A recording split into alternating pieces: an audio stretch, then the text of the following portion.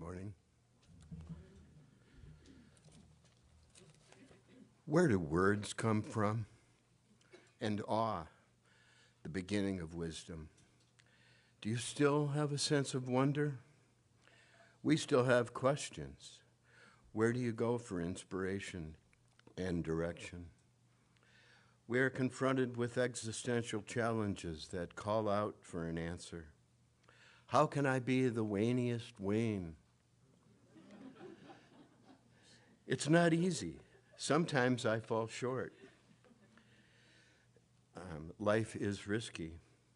As Jim Harrison pointed out, the danger of civilization, of course, is that you will piss away your life in nonsense.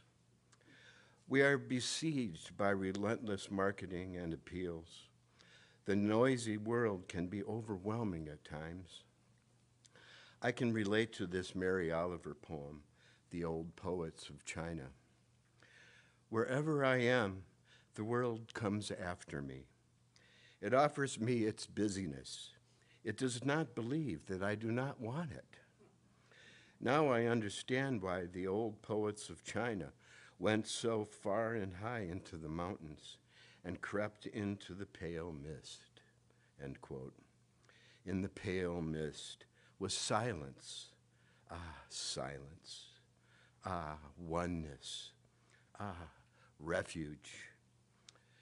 Rabbi Shimon ben Gamliel said, I was raised on the talk of sages, and yet I find nothing more true than silence.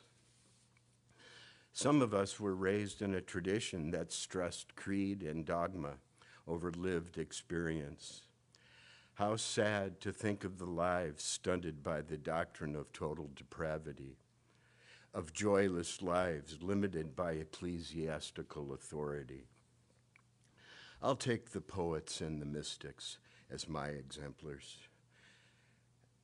For example, Carl Jung, who famously said, I don't believe, I know. And there is Walt Whitman, my hero and friend for 60 years. Here's a brief poem on how culture can be stifling, even suffocating, alienating us from the beauty and wonder of the universe. When I heard the learned astronomer. When I heard the learned astronomer, with proofs, the figures were ranged in columns before me. When I was shown the charts and diagrams to add, divide, and measure them. When I, sitting with much applause in the lecture room, soon unaccountable, I became tired and sick.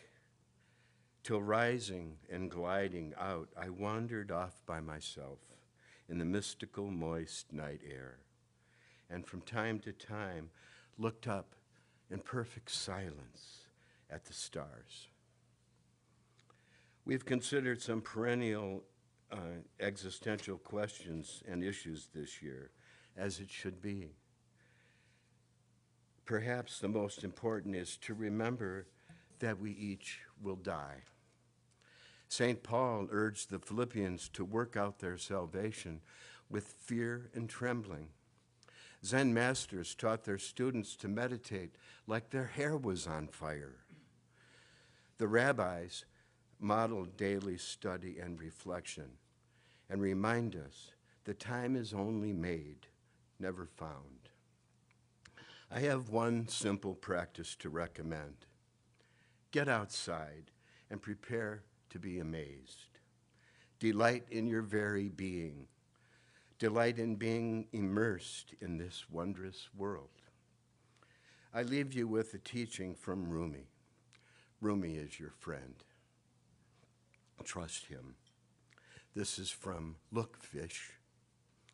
Look, fish, at the ocean behind you. Go back where you came from, sea creature. You hear the sound of water, and you know where you want to be.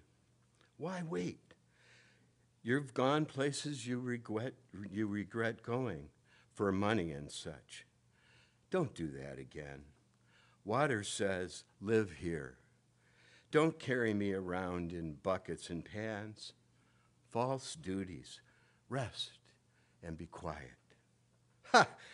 Don't carry me around in buckets and pans. I love that.